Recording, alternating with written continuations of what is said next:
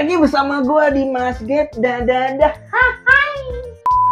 Kali ini gue bakal membahas dunia per open tripan. Karena gue lihat makin kesini makin kesana guys. Dunia per open tripan ini makin meresahkan. Bahkan ada yang baru mendaki gunung itu 1 kali, 3 kali lah. Itu udah berani mengadakan open trip. Apakah salah? Oh enggak, gue nggak mengatakan itu salah. Kalau salah itu ketika mereka sebagai penyelenggara tapi tidak bertanggung jawab penuh atas acara mereka, itu baru salah. Nah, terus juga gue menyampaikan beberapa poin penting nih bagi kalian yang pengen ikut open trip. Kenapa? Karena seenggaknya kalian itu mempunyai gambaran-gambaran tentang kegiatan itu sendiri. So, langsung aja, ini yang pertama adalah rute pendakian. Rute pendakian ini kalian harus tahu. Misalkan kalian ingin join open trip ke Gunung Merbabu misalnya. Nah, di jalur Merbabu ini kan ada beberapa jalur seperti Swanting, Selo, atau Wekas lah. Kalian harus tahu jalur mana yang akan dilalui. Terus juga kalian harus tahu estimasinya. Estimasi pendakian itu sendiri. Mulai dari base camp sampai tempat camp itu berapa jam. Terus juga dari tempat camp ke summit itu atau ke puncak itu berapa jam. Dari summit sampai turun ke base camp itu berapa jam. Jadi seenggaknya itu kalian punya gambaran. Oh segini, sekian jam. Gitu loh bro. Yang kedua itu adalah pemimpin pendakian atau leader dan rasio guide dan peserta. Yang pertama, ya kalian harus tahu leadernya ini di dalam kegiatan acara tersebut itu siapa. Jadi kalau misalkan memang kalian seumpama ada problem di perjalanan nanti, di tengah hutan nanti, ya kalian ya udah bakal meminta pertanggungjawaban ke si pemimpin itu sendiri. Rasio guide dan peserta itu harus masuk akal lah. Nah, masuk akal di sini tuh misalkan si pesertanya ini taruhlah 30 orang. Nah, terus guide-nya ini atau penyelenggaranya ini itu cuma 3 orang. Jadi kan nggak balance gitu, nggak masuk akal. Ketika misalkan terjadi problem pun saling backupnya itu susah. Kecuali memang penyelenggaranya 3. Nah, si penyelenggaranya ini menyewa jasa guide lokal, itu it's okay aja menurut gua. Yang penting make sense aja lah jumlahnya menurut kalian itu.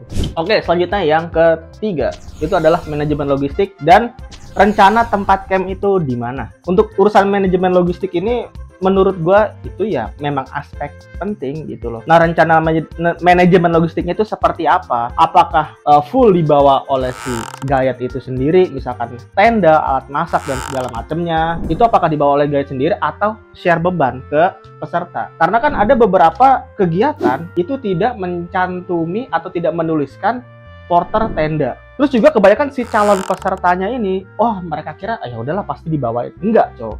Makanya harus baca dengan detail, cowok. Yang selanjutnya itu rencana tempat campnya. Kalian kalau mau ikut open trip, pastiin kalian tuh tahu rencana tempat campnya itu di mana atau di pos berapa. Tanya aja, jangan diem aja gitu loh. Kalau ada bisu gimana bang? Enggak. Kalau bisu, anjir. Maksudnya dia malu bertanya bang. Justru itu guys. Kalau malu bertanya itu, iya. Di jalan. Betul. Mereka kira ya kalian itu paham dengan apa yang mereka kasih, gitu loh. Jadi jangan sampai diem aja seolah-olah ngerti, padahal goblok. Selanjutnya itu adalah yang keempat. Itu adalah faktor kesehatan dan keselamatan itu sendiri. Contohnya ini faktor dari kesehatan ini, apakah si penyelenggara ini menyediakan oksigen portable contohnya, atau vitamin, terus P3K kelompok. Karena gue banyak masih menemukan si penyelenggara ini membawa P3K, tapi P3K ini ya memang ukurannya ukuran khusus pribadi gitu loh. Bukan ukuran khusus kelompok, kan beda. Terus juga bagian faktor dari si keamanan itu sendiri. Nah, keamanan itu sendiri menurut gue ya, salah satunya contohnya itu adalah handy talkie. Jadi seumpama misalkan kalian ketinggalan jauh sama di depan kalian bareng si sweeper lah, umpamanya begitu. Selanjutnya itu adalah yang poin kelima, itu adalah soal biaya. Pastiin kalian kalau mau ikut kegiatan open trip itu ya kalian harus tahu biayanya berapa. Misalkan ke Gunung Merbabu atau ke Gunung Sindoro lah, misalkan katakanlah biayanya itu 600.000. Nah, itu 600.000 itu udah include apa aja. Kalian harus tahu dan harus tanya sedetail-detail mungkin.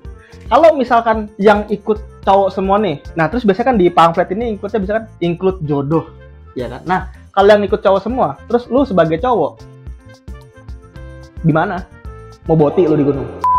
Terus juga menanyakan ada biaya tambahan atau enggak. Biasanya sih untuk setiap kegiatan open trip itu biasanya penyelenggara itu menaruh di exclude atau di luar tanggung jawab si penyelenggara itu sendiri. Misalnya bang, Misal exclude transportasi dari rumah ke rumah. pulang lagi dong jadinya, Pak. Kan kita mau naik gunung, Pak. Iya bang. Tolong. Selanjutnya itu adalah poin ke-6. Poin ke-6 ini adalah soal prosedur pembatalan atau prosedur ikutnya itu gimana. Karena kan pasti setiap penyelenggara itu menerapkan sistem pembayaran yang seperti apa. Entah itu misalkan dengan DP 20% atau 50%. Dan bahkan prosedur pembatalannya ini harus jelas. Misalkan kalian tiba-tiba nggak ikut, kan kalian terus kan paling DP rumah cuman mahal tuh, nggak 600.000, ya kan? Nggak mungkin tuh. Ada channelnya pak, 2 juta langsung ijab kabul. Kayak gue tahu orangnya siapa. Oke, satu info aja. Selanjutnya adalah di poin ke-7. Itu adalah sertifikat. Menurut gue ini sertifikat ini penting, coy. Kenapa? Karena untuk kalian-kalian nih yang calon-calon peserta open trip, apakah sudah berlisensi atau belum lah bahasanya. Kenapa?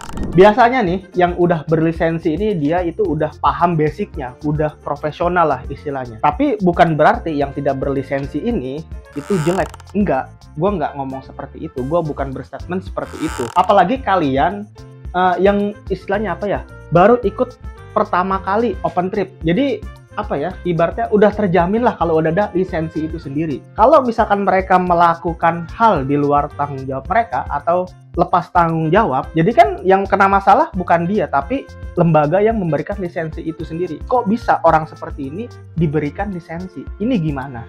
Yang terakhir itu adalah jangan tergiur harga murah. Kebanyakan ini warga-warga Wakanda nih atau warga-warga Konoha itu tergiur banget sama harga murah tanpa melihat fasilitas dan harga yang ditawarkan. Yang penting gua harga yang murah, gua ikut aja.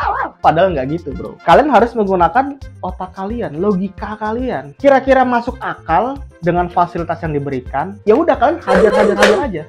Pokoknya kecuali kalau memang misalkan nggak masuk di akal, udah kalian skip aja, gitu aja. Tapi bukan berarti gue mengatakan atau berstatement memukul rata yang memberikan harga murah itu jelek, enggak. Gue nggak kayak gitu. Tapi kebanyakan kan warga-warga Konoha nih itu masih banyak yang terkecoh. Jangan sampai dengan harga murah terus pengalaman kalian itu jadi jelek. Yang harusnya kalian naik gunung itu senang, enjoy, ya kan, pengalaman baru, teman baru, relasi baru, tapi malah berantakan. Ngapain?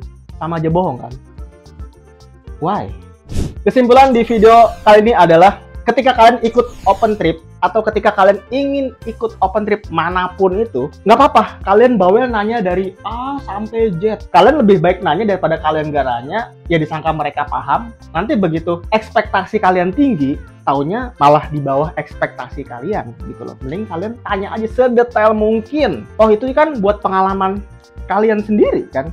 Oke, gitu aja. Gua Mas Gap, and see you next video. Hah.